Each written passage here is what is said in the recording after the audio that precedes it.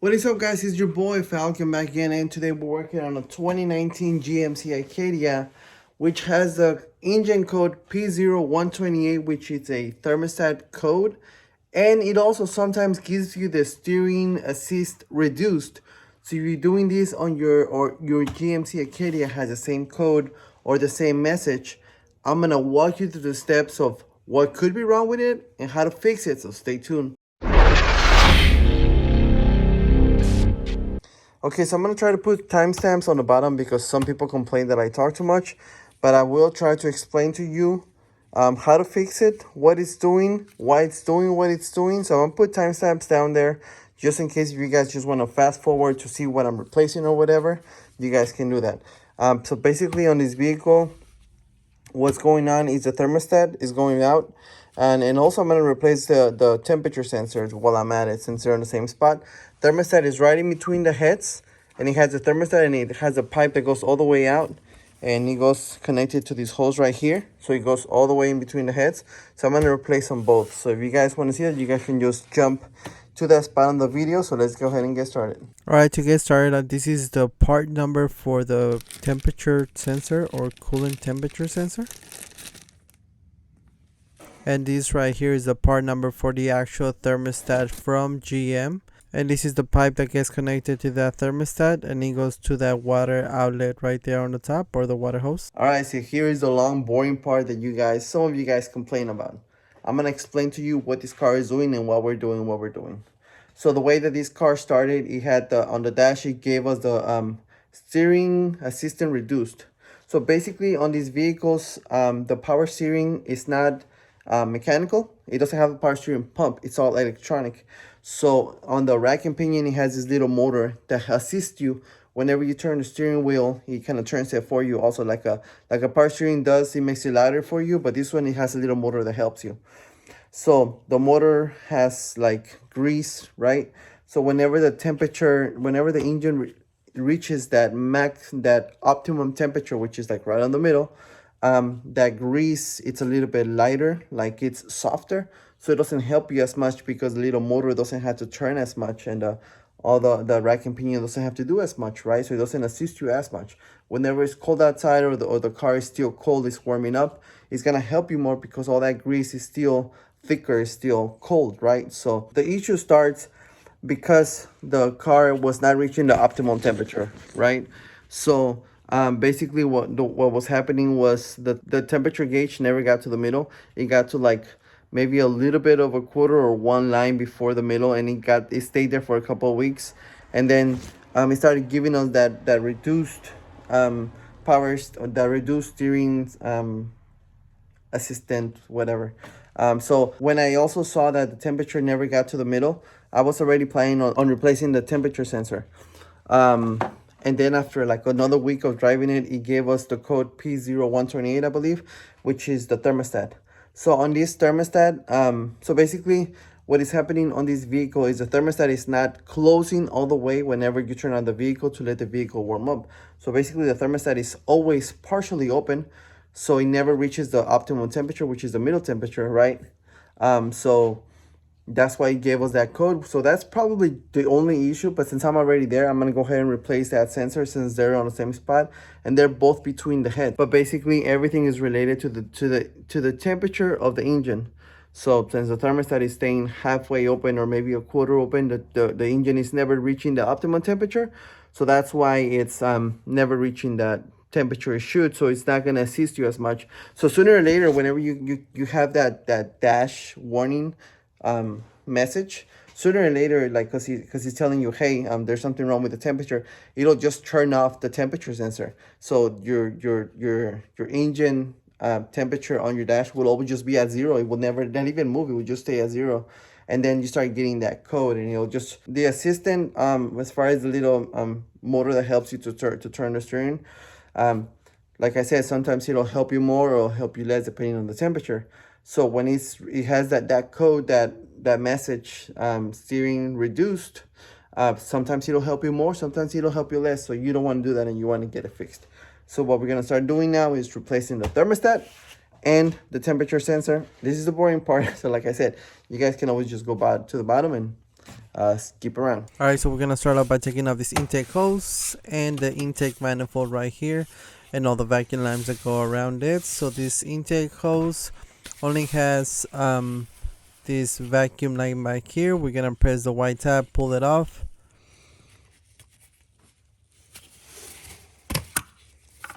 After we do that, this hose back here has a flathead with a vice grip right there. And then this one has some clamps right here on the front too, with a flathead screw right there, one right there and one right there. And then it has a 10mm bolt, so we're gonna go ahead and unscrew that.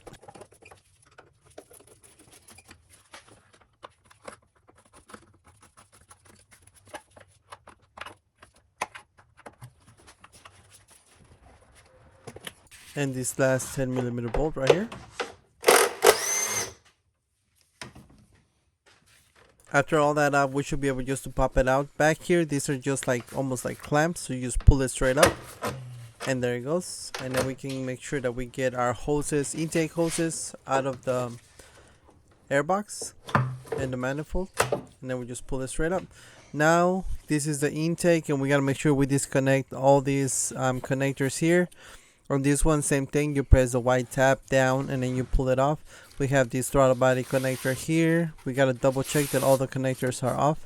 This evap line here, and then we have 13mm bolts.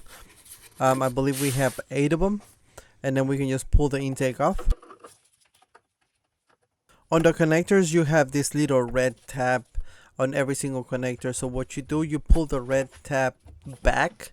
After it's completely pulled back, you should be able to press the black tab on the connector and then pull it off. And then on this evap line, like I said, you press the white tab down and you should be able just to pull the hose back. And then right here is just like a mounting bracket. You can either take it out of the bracket or take the entire bracket out of the intake manifold just by pulling it up.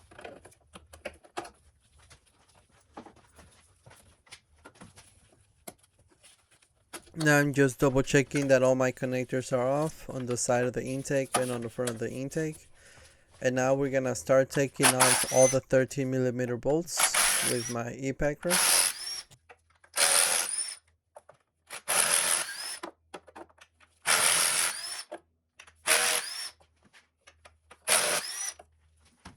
Don't forget this one 10mm bolt right here on the front. And then on the top, on the back, there is the fuel return line, same thing, two 10mm bolts. And right here you can see that line, and you can see where the two 10mm bolts, one right there and one back here. And then we should be able just to pull the intake straight up.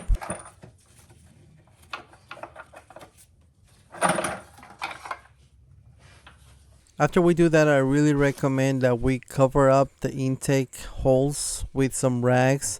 So I just put one rag on each of the intake holes. We have 6 of them because it's a 6-cylinder. Now here you can see the thermostat. It's right here where the 2 bolts are at. It's right in between the heads. And then here we have this pipe for the upper radiator hose. From what I can, this cable right here is the temperature sensor also.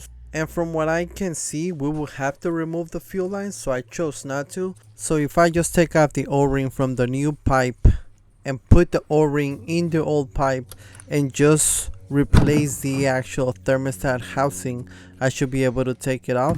The pipe has one 10mm bolt and it goes way down here. It is really hard for me to show you, but you can feel it if you get your hand down there. You're gonna have to destroy basically those little insulators, and if you put your hand down there, you should be able to feel it. It's gonna be one 10mm bolt, and here I am taking it off. Once we take it off, we should be able to wiggle that pipe so we can take it out of that. Here's a 10mm bolt. Without that bolt, you can see I can twist the pipe, rock it back and forth, and you see that movement. So now if I just take off the two 10mm bolts that hold the thermostat, I should be able to remove that hose from the thermostat itself. Here with this small pry bar, or you can do a flathead screwdriver, I'm separating the hose or the pipe from the thermostat itself. It's not that hard. You just gotta like separate them both, and then that's it. The only thing holding them together is really that O-ring. Here you can hear the coolant leaking, but there it is.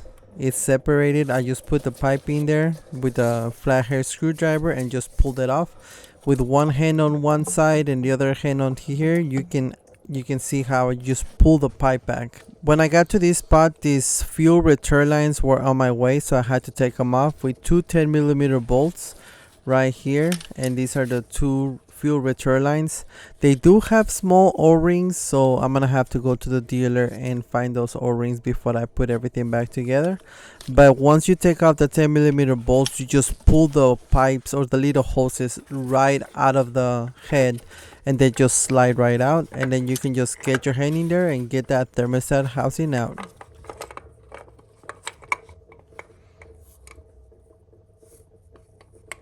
And here is the new and the old thermostat housing side by side. This is the coolant temperature sensor right there. So, and that's the harness for the coolant temperature sensor. It goes back there and it is connected to the sensor. It was kind of hard to take off because the tap was facing the back. So I had to use a little hook that I have.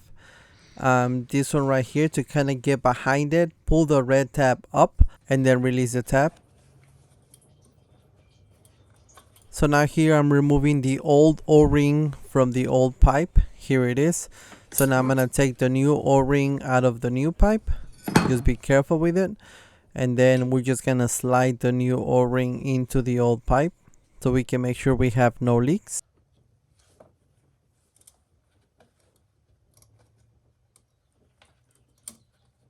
So now after that, I'm replacing the coolant sensor. So now we gotta put the harness back in.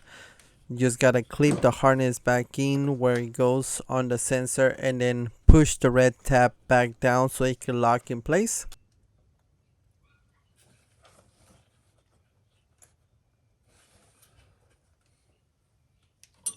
Same thing, using the little hook so I can get that tab to lock back in place. There it goes.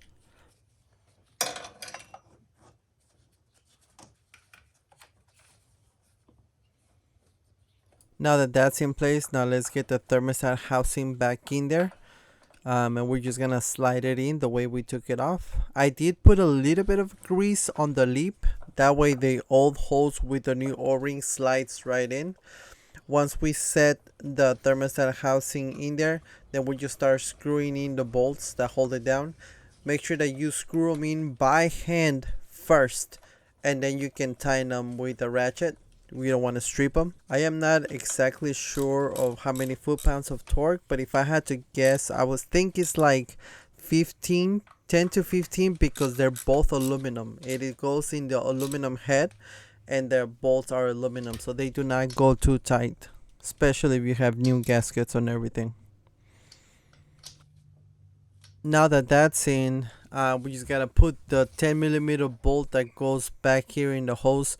Once you put this bolt back in, it'll hold that pipe in place and not let it leak. And here I am tying it up with a 10mm socket.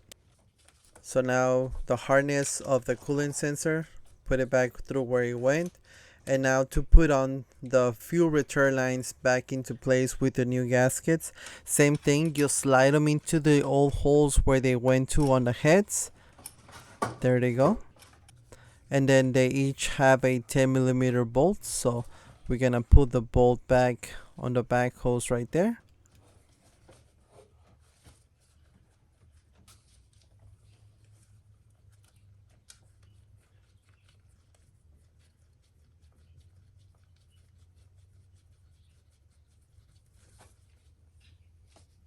And another 10mm bolt on this head also, same thing.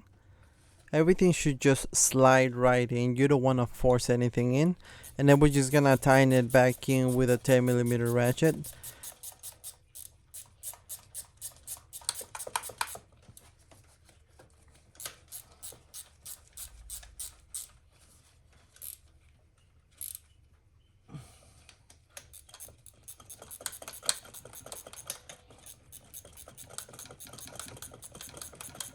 Before we get the intake back in here, make sure that we get all of our rags out and we clean out the where the intake is gonna sit. Put this noise reducer back right here between the heads. And now intake goes back in. Just slide it right in. Make sure that it sits flush with the heads. Now I didn't replace the gaskets because I did the spark plugs not too long ago, and I just replaced this gasket. But if this is your first time doing it, I would recommend that you replace those gaskets. Same thing, we're gonna hand tighten the 30mm bolts that go into the intake just so we can get them snug, and then I'm gonna tighten them up with a ratchet, and I'm just gonna go like on a cross pattern form. So we're gonna do like the middle, back, front right, front left, just so we can make sure that we get an even. So now this last return line, don't forget the two 10mm bolts that go back there. Now we make sure that everything is secure, and we gotta make sure that we get all the hoses and connectors back in. Make sure that you go around and that you connect everything that you disconnected. Take your time, double check every connector, double check every hose.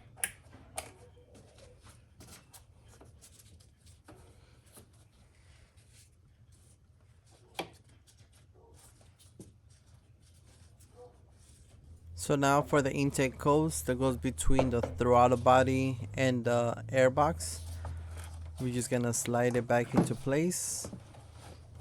One side first, then the other side. Don't forget, we still have the 10mm bolt that's gonna go on the top. The back clips, we just push them down. There it goes.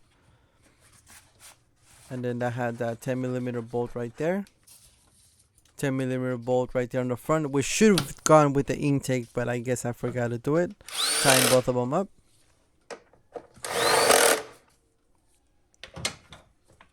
Now get your evap line that goes in the back. Vacuum line that goes back here. And then we're gonna hand tighten everything.